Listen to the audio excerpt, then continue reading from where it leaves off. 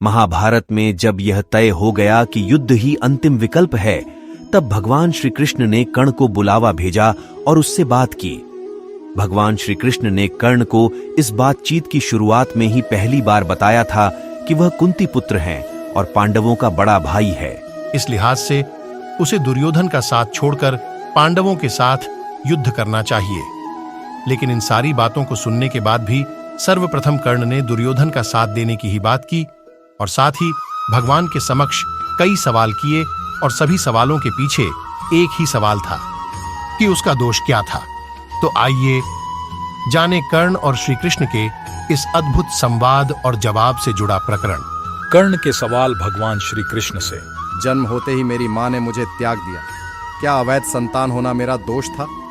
द्रोणाचार्य मुझे युद्ध सिखाने से मना कर दिया क्योंकि मैं क्षत्रिय पुत्र नहीं था, क्या ये मेरा दोष था?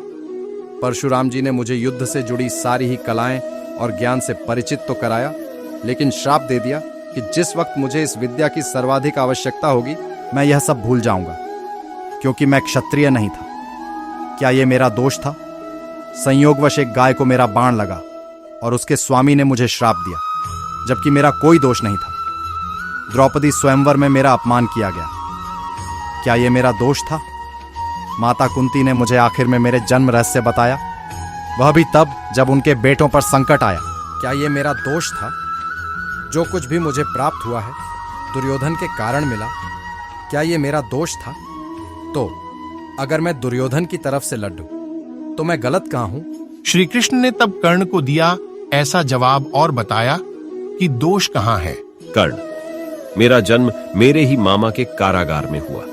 जन्म से पहले ही मृत्यु मेरी प्रतीक्षा में घात लगाई थी। जिस रात मेरा जन्म हुआ था उसी रात को मुझे मेरे माता पिता से दूर कर दिया गया था।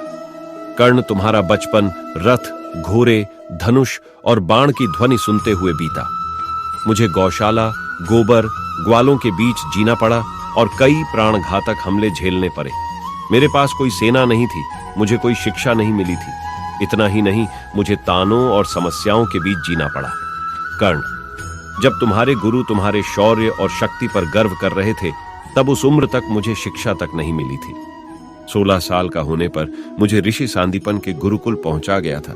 तुमने अपनी पसंद की कन्या से विवाह किया था और मुझे जिस कन्या से प्रेम था वह नहीं मिली और मुझे उनसे विवाह करना पड़ा, जिनकी चाहत मैं था अथवा जिन कन्याओं को मैंने असुरों से बचाया था।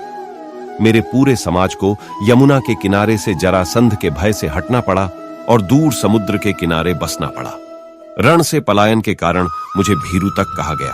तुमने यदि दुर्योधन युद्ध जीतता है तो तुम्हें बहुत श्रेय मिलेगा, लेकिन सोचो, धर्मराज अगर जीतता है तो मुझे क्या मिलेगा?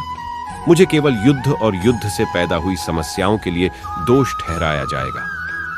एक बात का स्मरण रहे कर्ण, हर किसी को जिंदगी चुनौतियां देती है, जिंदगी किसी के भी साथ न्याय नहीं करती। दुर्योधन ने अन्याय का सामना किया है तो युधिष्ठिर ने भी अन्याय भुगता है, लेकिन सत्य धर्म क्या है यह तुम जानते हो।